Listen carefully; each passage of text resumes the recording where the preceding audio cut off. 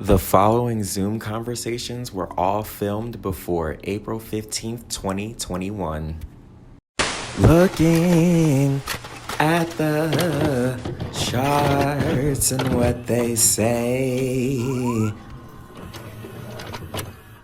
Fair warning, the A-list women mentioned in this episode might relate to this meme.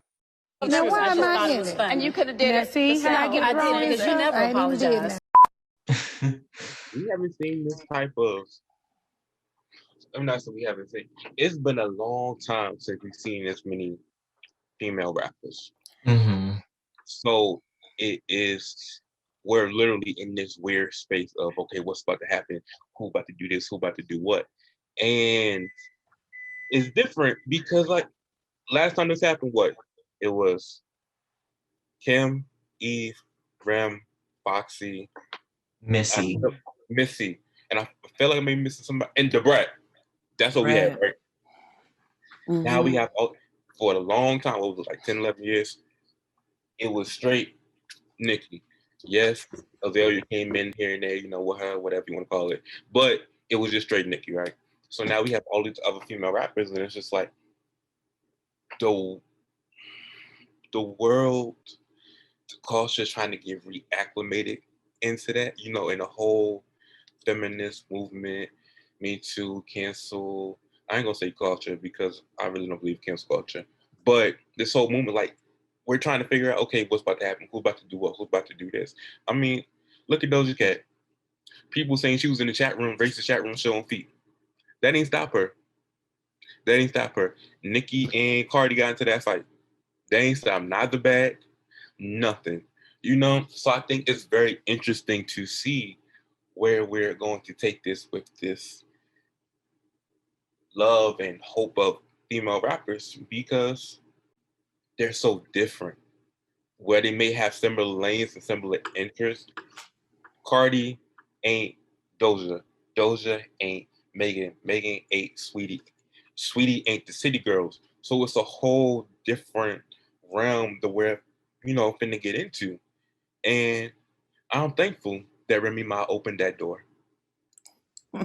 You know what's super dope and will be interesting to see, like our kids when they have that discussion of who's your top five, there will be so many women on their list. Whereas we like, Biggie, Jay-Z, Nas, Black Thought, throw Queen Latifah in there or MC Light for nostalgia's sake. Or, throw Rhapsody in there, because you got to get a woman in there. But like their legit list will be women because that's who they, you know what I'm saying? Like that's decent. That's like It's super funny you dope. said it because that's always bothered me, just like me being me, because when it came to listing my top five, I always, when they ask me top five rappers in general, I always combine men and women. I always combine men and women. When it comes to women, I always had Kim and Eve. Eve is my favorite female rapper. When it comes to who is the queen of this game, I'm always going to say Kim. Eve is my favorite, though. I'm able to differentiate. Philly.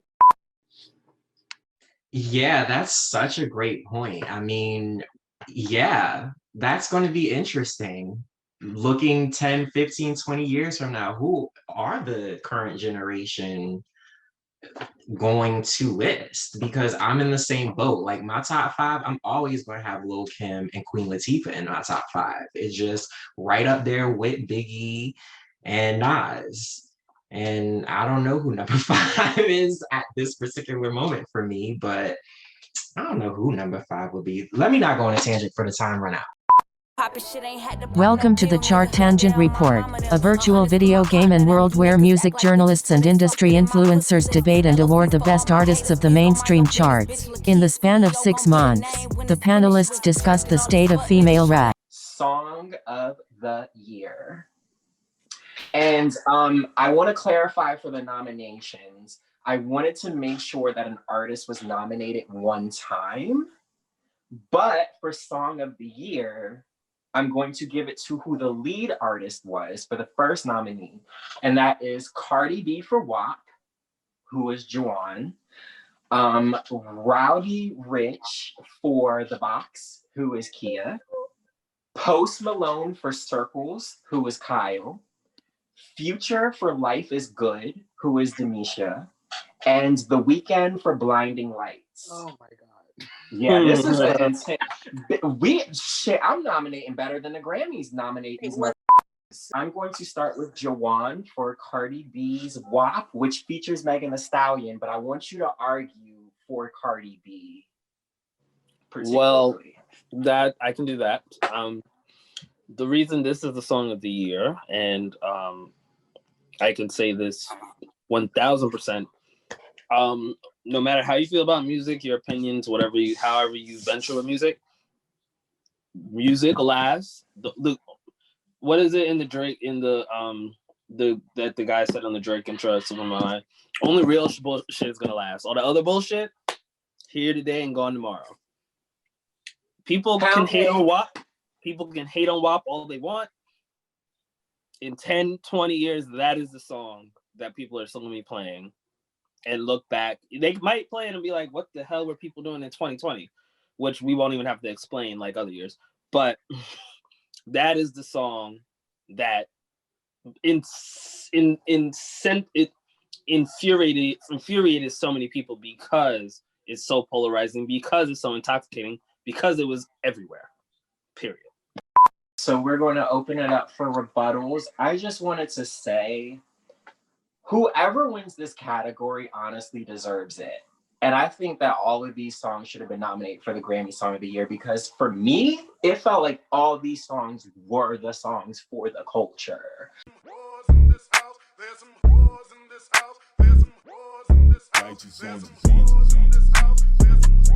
Like dead ass, like I heard all of these songs when I was outside working. It didn't matter.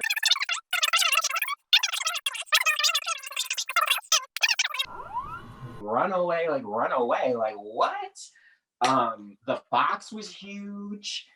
Cardi B and Megan Thee Stallion's WAP was huge. And then for like Cardi B specifically, like she was able to pivot that song into this political movement, which I was kind of surprised about. Like Cardi B is always political, but the way she was able to capitalize on that, amazing. Like I really don't know who will win this category. If anyone has any rebuttals or anything to say for a song specifically before we start the vote, this is a tough category. We'll also add that I believe that Blinding Lights was iHeart's like most played song as well this year. So just bring that extra stat up in here. Oh, I also wanted to say, no, I'm going to have you guys vote, and then I'm going to tell you how Billboard has them ranked. Now, we have to remember that The Box, Circles, Life is Good, and Blinding Lights kind of all dropped at the beginning of 2020, and then like WAP kind of dropped towards the tail end of it, and it's still streaming very well. Like I look at Barty Update's Stan page and they're like plus 15 WAP. It's like, what? So, well, you know. But it's interesting with WAP too, because I'm so sorry, Juwan, but it's interesting with WAP because I feel like Cardi B and Atlantic are doing a strategy to make sure that WAP carries into 2021 so that she's nominated in 2022 Grammys. Cardi B can do The Box, but Roddy Ricch can't do WAP. Cardi B can do Life is Good, but Future cannot do WAP. No one else could do WAP except Cardi. It wouldn't have been WAP without Cardi. So I was waiting for you to say Cardi B could do Blinding Lights. I want to be like, I know she can't. She probably could. It wouldn't be as good, but she could. I was with you, but Cardi can't do Blinding Lights. Like, I'm just thinking about you gonna be stick to your stomach or ring on Invasion of Privacy. I don't know. It would be Blinding Lights, the blood version. But no. Also need to Lacardi. Ooh. I think it's like the Weeknd talking about "woo" in the background, and she's saying Lacardi. Big song this year. it had nothing to do with the song itself. It's one of those things where it's more of a cultural thing that causes it to be pushed more than it needs to be. Like for instance, the song "You Don't Own Me." It's not a really great song. It's not that even that great in Quincy Jones's discography, but it's such a powerful song because it came out in the midst of this feminist movement. Birth control was really being pushed for the first time. Women were actually wanting jobs and wanting to be taken serious in the workplace. So it is considered a very important song. It was controversial at the time, but it was a very important song. I think WAP, it's not a great song. Even when you listen to it from, I mean, as a turn up type of girl, yeah, in the club when you drunk, yeah, it's good because then you go get a dick appointment, whatever. But when you're listening to it just from a sonic point of view, it's not a great song at all. But what makes it such an important song, time that we're living in. We are living in a very pro woman, pro feminist time. And because we are in the year of the woman, where we have Megan, we have Cardi, we have Flo Milli, we have the City Girls, we have Chloe Halle, we have Doja Cat, we have all of these women who have dominated music in hip hop, R&B, pop, rap, all over the place, right? Because we have this, when you then have a song like WAP, where you are boldly asserting your sexuality, and we're having a moment like WAP, where the rollout, which was phenomenal, the video, although it looks very cheesy, it is a profound video because you're featuring other artists. You have two mega stars, one who just had a great 2-year debut run, and one who is currently in her debut run. And you have what is this moment that when we look back in 2020 will be considered that was the moment, right? So I think when we talk about WAP, it's not the song, it's the moment. But when we're talking about Blinding Lights, or when we're talking about The Box, or when we're talking about Life is Good, those were songs. Although I don't personally think Life is Good was that great. But when we're talking about certain songs, Yeah. they were songs, you know what I'm saying, for that year. Whereas WAP to me is just Yeah. a moment. I guess I was saying WAP wouldn't That's even the funny thing. without the video. Like if WAP just came out as a single and they did one of those video coming later, WAP wouldn't have hit like that. Mm-mm. That video on the same day. No, I definitely agree with a lot of what Kia said. Yeah. WAP just like, it is a cultural moment, but I really do honestly believe that like I believe that Cardi wants to do different things musically, and now she's facing the problem of just being stuck in a certain role in a position. Stuck in a certain role in a position. Stuck in a certain role in a position. Well, this next category, it's this next category, man. Not the evil laugh. Huh? Not the evil laugh. Oh yeah, this next category is it's kind of action packed. It's one of my favorites. I like the little more the categories that really depend on the charts because something interesting has happened with this category. All right, here we go. This is the final category of the night. Best Global Smash of February's Now. And the nominees are Up by Cardi B.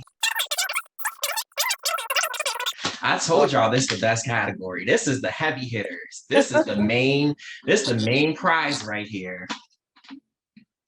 All right, does anyone, okay, I'm gonna open up the rebuttal with this from Cardi B's Up. Cardi B's Up, I'm just gonna say right now, has been the #1 song of February. The Billboard Hot 100 does not reflect that. The Billboard Hot 100 still got Olivia Rodrigo up there. Olivia Rodrigo is being boosted by radio. Olivia Rodrigo's driver's license is being played 75 million to 80 million times on radio. So radio is helping her, but the public, we ain't discussing driver's license as much. But Up, on the Rolling Stone chart has been consistently #1 because that chart is just based off of consumption. Radio is not factored in. And Cardi B's climbing up on radio, of course, because now she's a pop, radio artist. But Up has been the #1 song. And I'm gonna be moosky and I'm gonna run like a track star. Again. Does anyone have anything else to say? Oh, I want to quickly bring up about Cardi B's Up. So we had a big discourse during the 2020 Chart Tease Awards, the premiere episodes of the Chart Danger Report. And we talked about how Cardi B's WAP just felt like this pop polished package. Like it just, she sounded like she was stuck. I said it myself.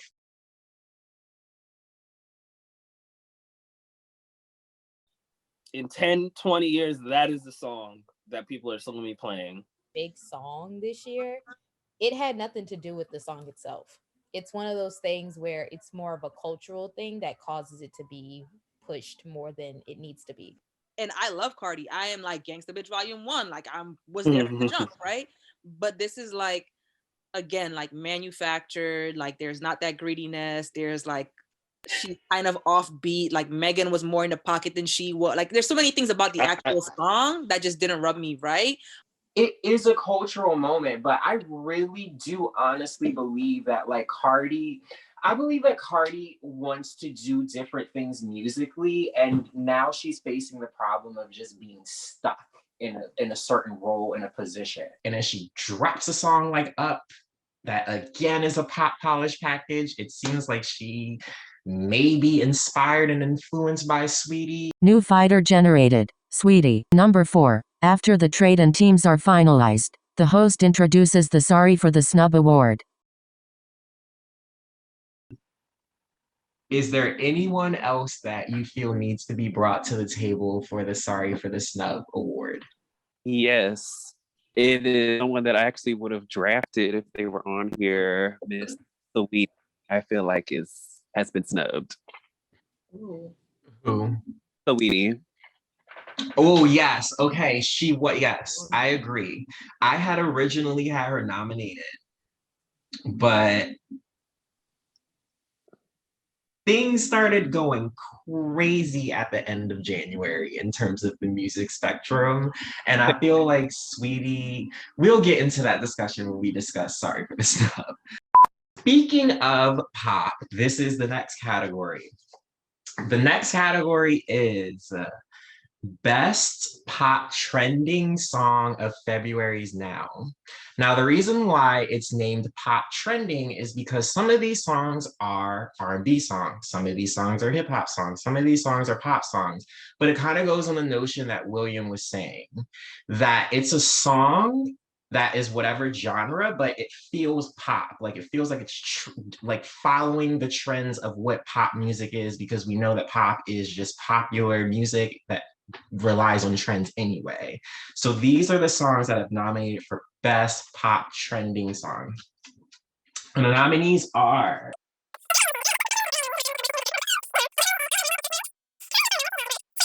Best Friend by Saweetie and Doja Cat.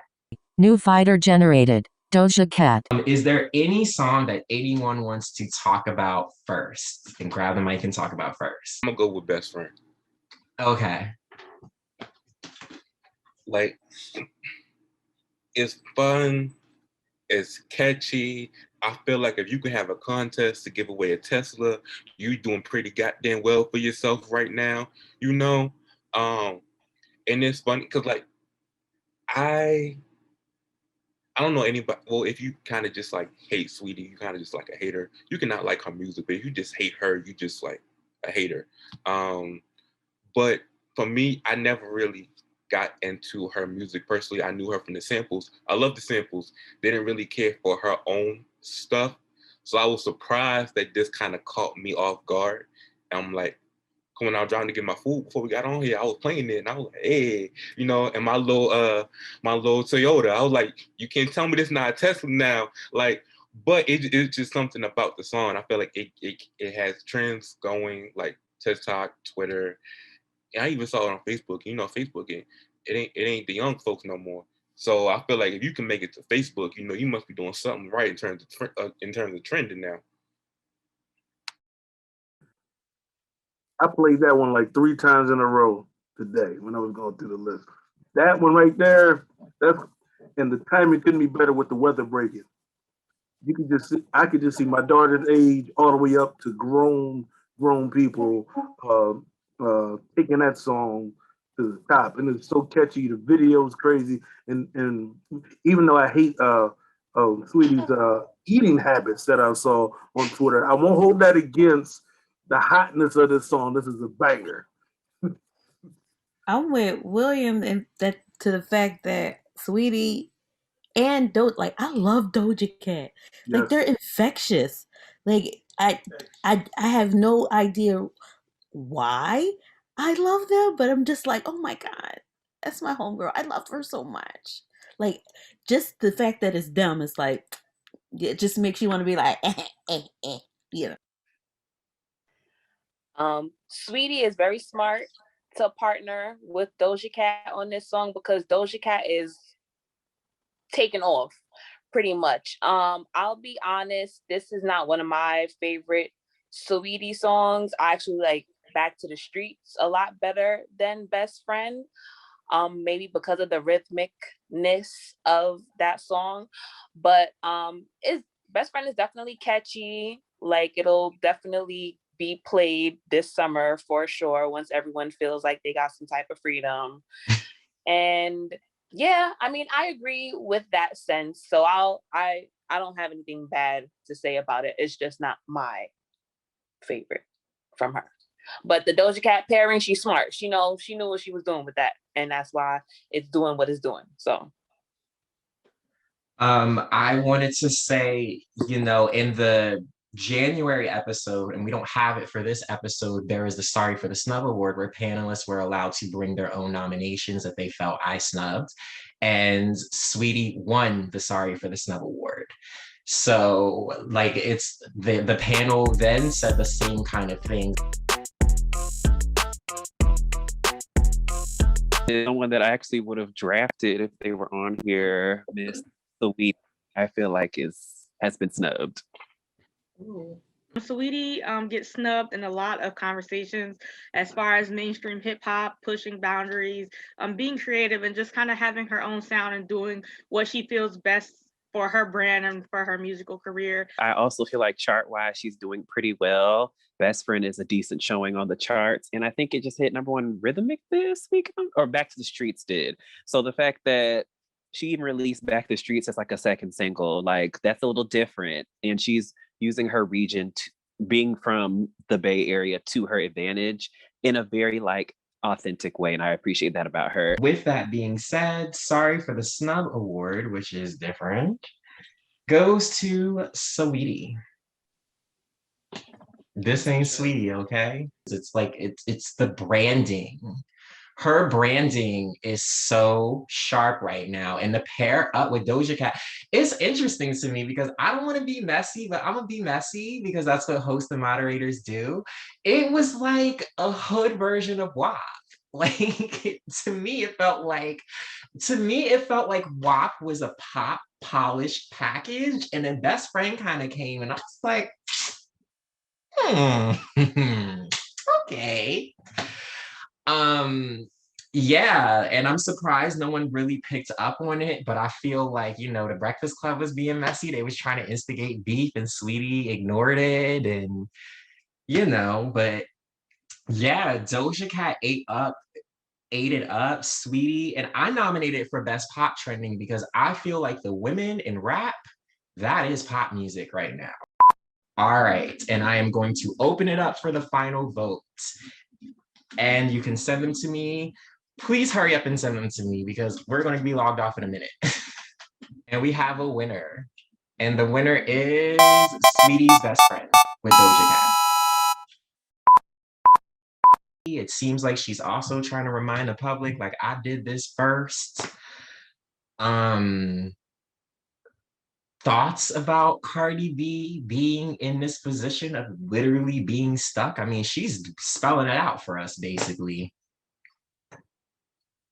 I don't know if anyone has anything to say about Up and when they first heard it, because I remember the night it dropped, there was some discourse.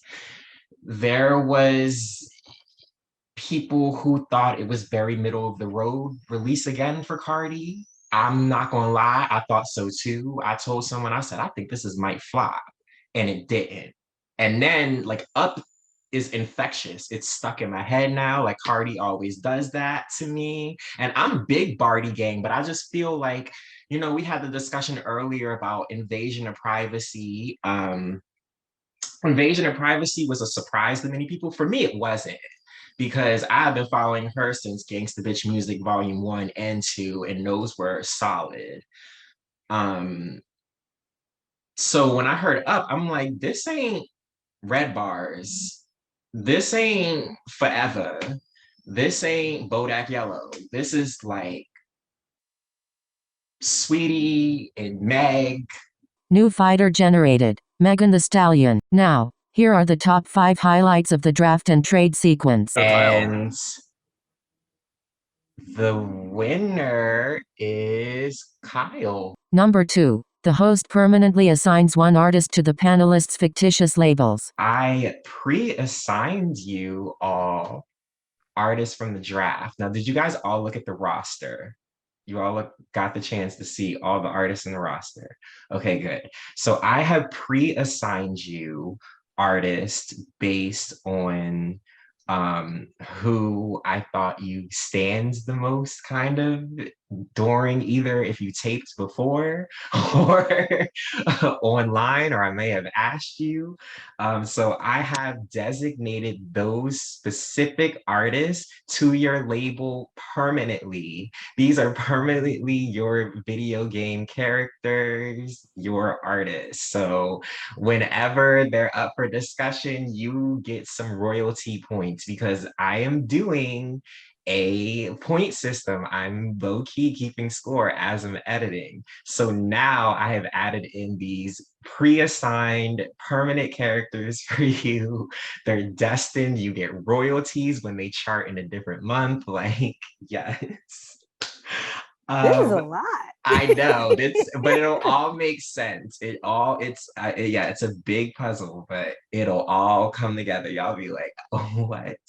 So thank you for believing in it, because I said it in the pilot, it's a mad scientist. Like, it's a mad charting scientist who's like depressed for all these years. It's like fed up, that like wants to just go against the system in the most childish way possible. But it's like really dope, because I have expert panelists like y'all who understand what we're going through and just want to discuss the music, and that's all that matters.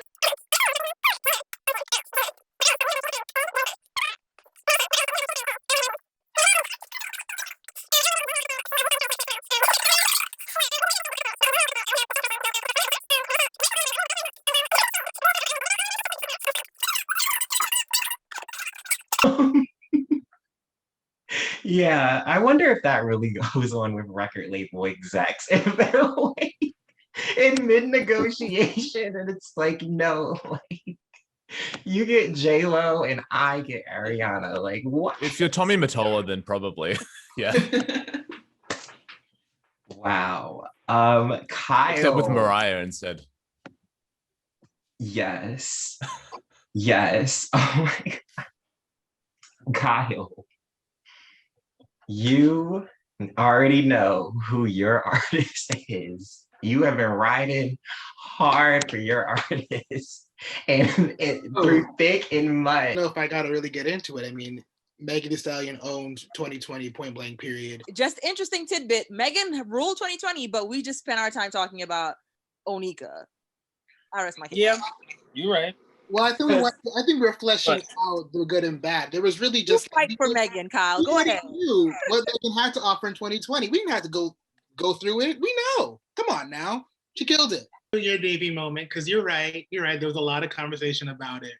I was surprised to get nominated here only because I think a similar conversation could be had about good news because of the way that people have been recently like, oh, can we be honest about good news? And yet, Megan stays parked in the top 10 for the album.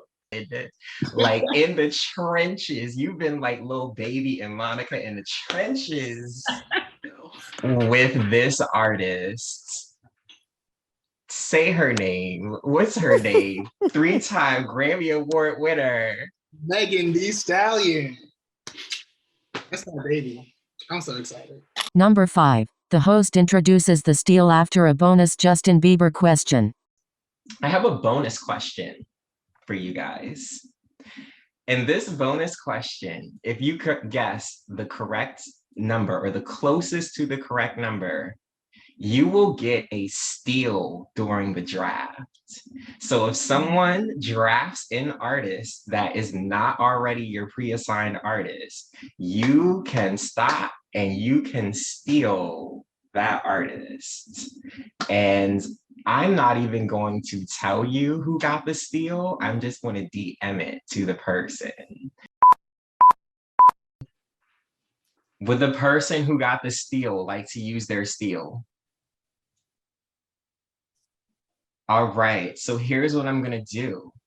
I'm going to give the panelists the opportunity now to just choose 1, 2, 3 more artists of your selection, and I'm gonna flip it, and I'm gonna start with Jana, and you can choose 1, 2, 3 artists on the list, and the person who has a steal can steal any of them if they feel that's necessary. I'm gonna go with Rod Wave.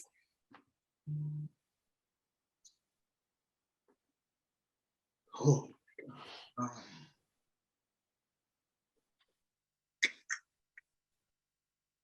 Amorphous. And I'm gonna use the steal. Oh. Like to steal Saweetie. Wow. I'm sorry. Actually screaming because that's how I envision the steal happening. Wow. Okay. So now I didn't know it would to... be Saweetie specifically, but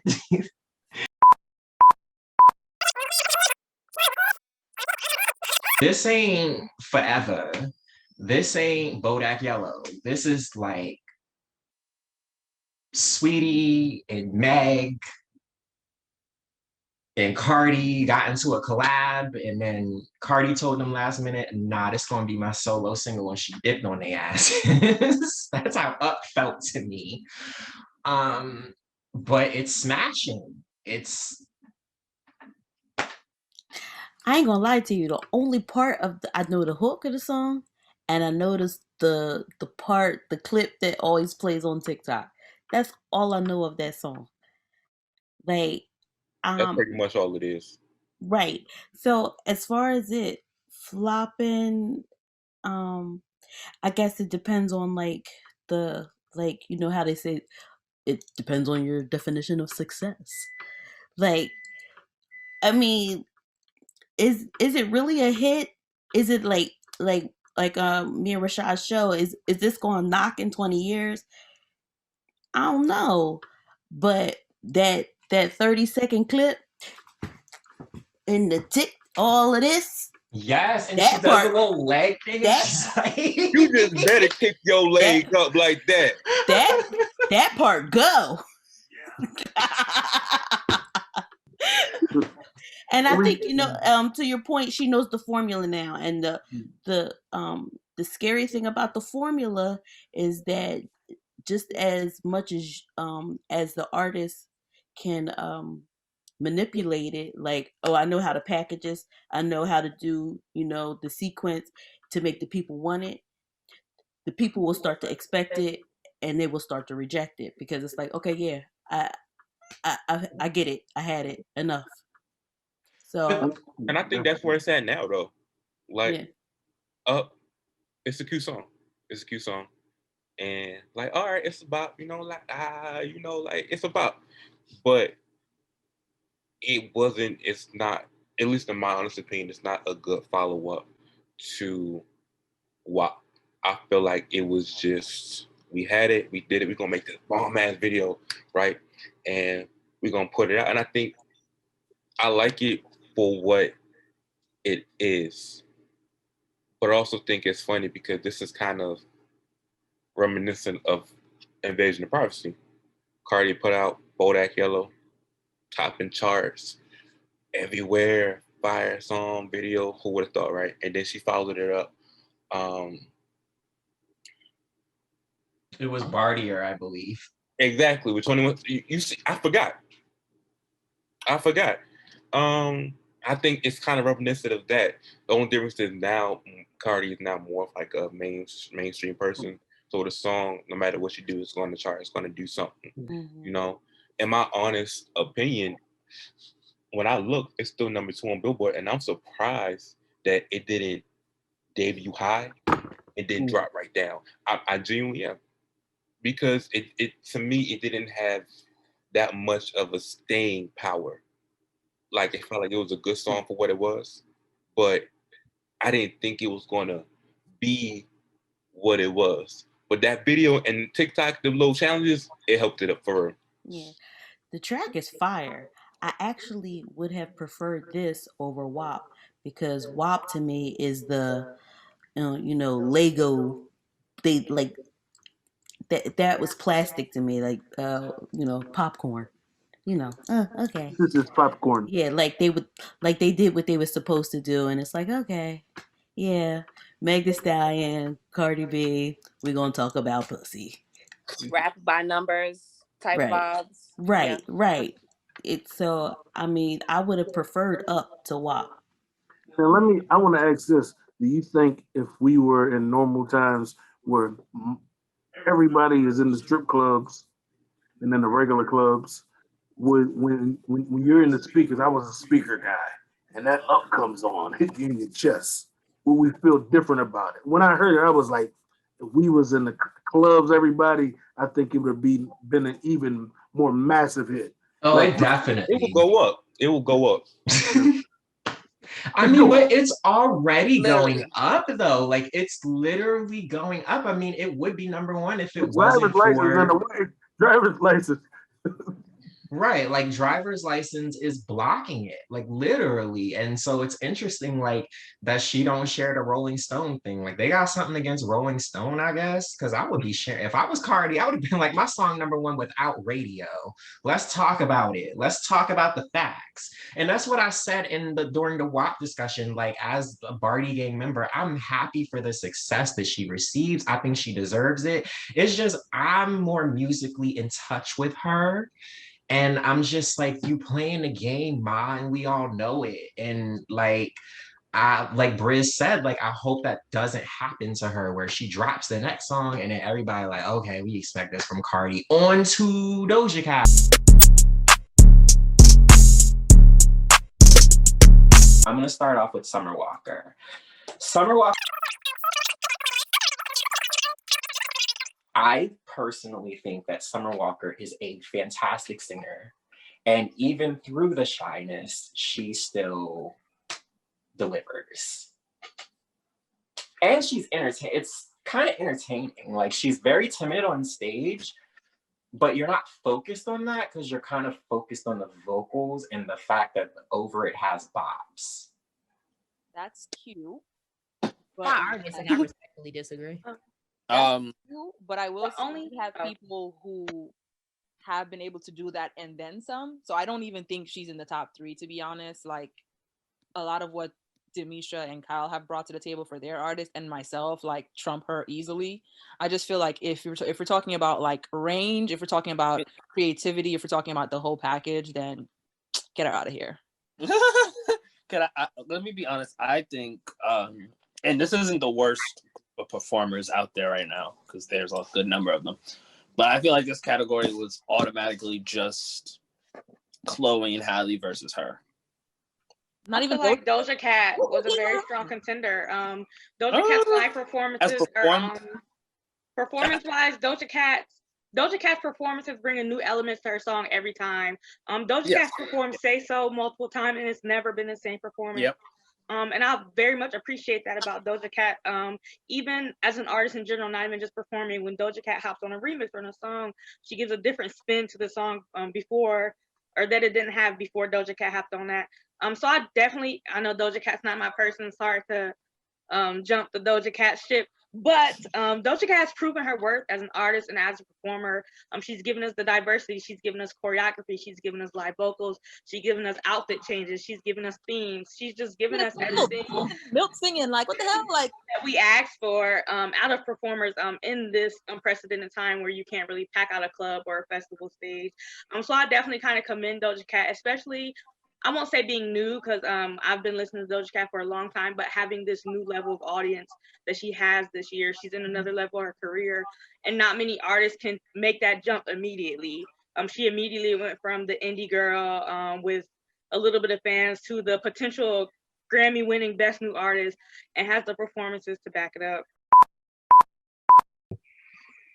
I mean, but I think Cardi has more, and it's interesting because Cardi has been showing us on the low that she's working on other stuff. She dropped Me Gusta with Anitta, and that's a Brazilian funk song. She dropped the feature with Blackpink. I mean, the Blackpink song wasn't all that great to me, but I thought her little part was interesting. So she's trying to do other things, but I guess the world of music listeners in America just has like a more, I don't know if this is going to be inappropriate, it's probably going to go viral, but a remedial taste in music.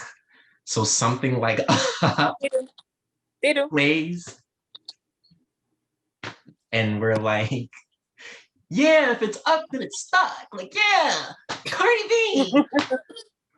Because they want something like, for most people, it's something like you want that something catchy, like, yeah, like that, it's up and it's stuck and the bump.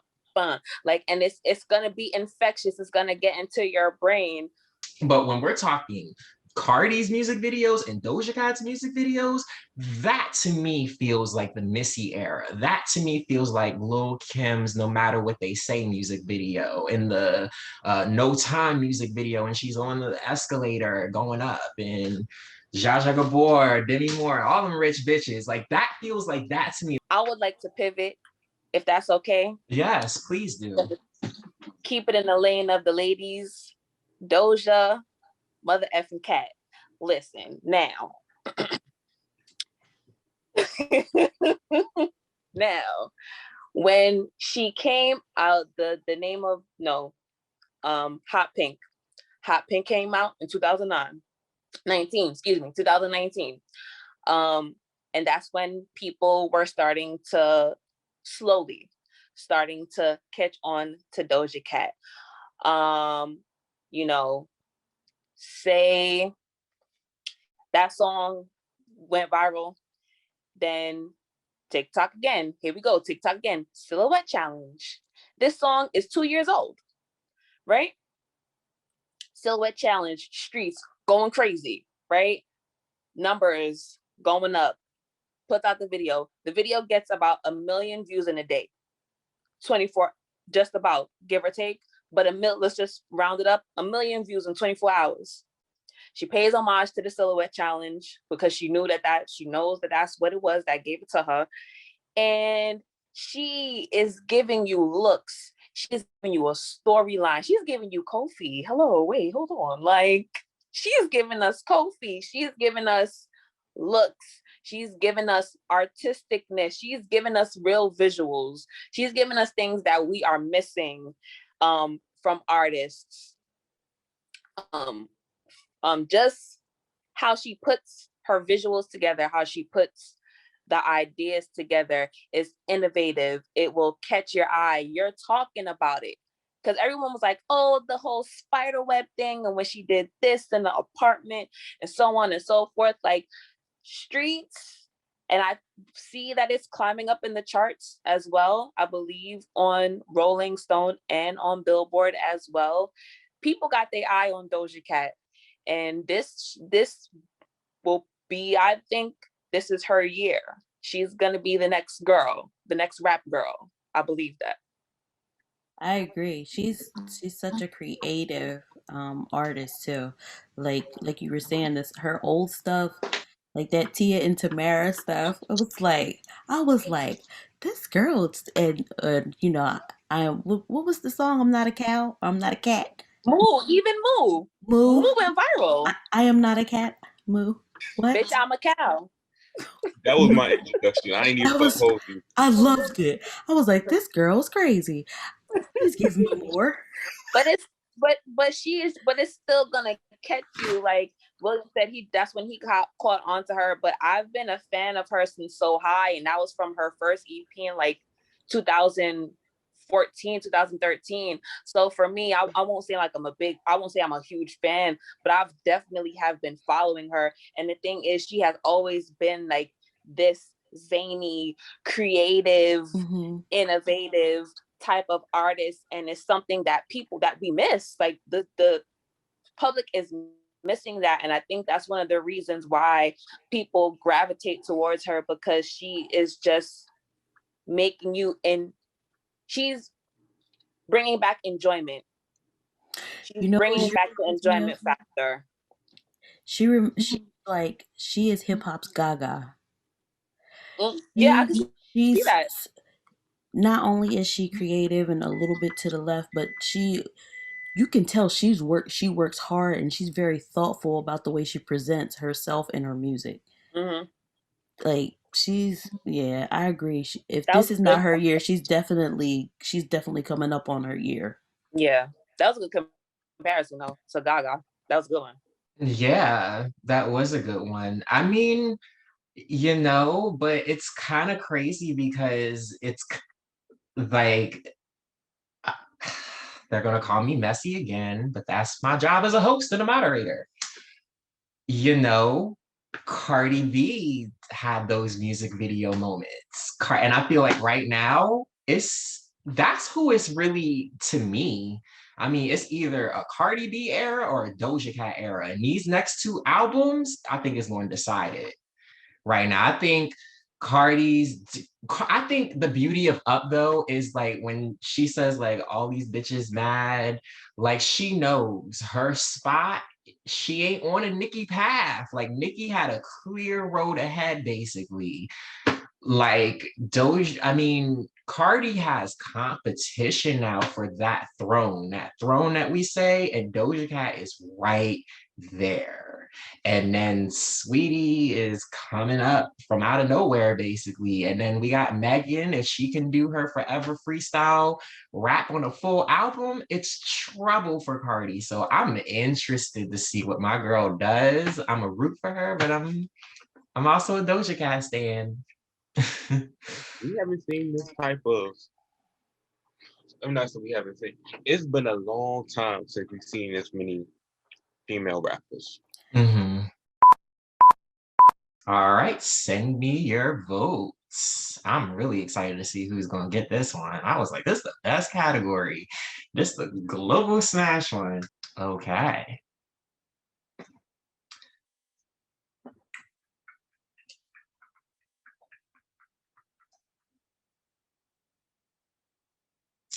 And we have a winner. And the queen of hip hop right now is Cardi B's Up.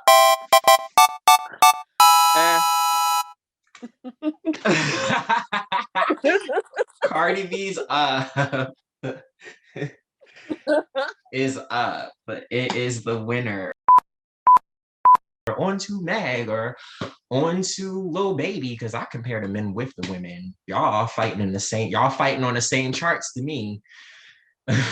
Like Cardi B is scoring the most number ones now, and this ain't no era Lil Baby if Cardi B is number one and on top. So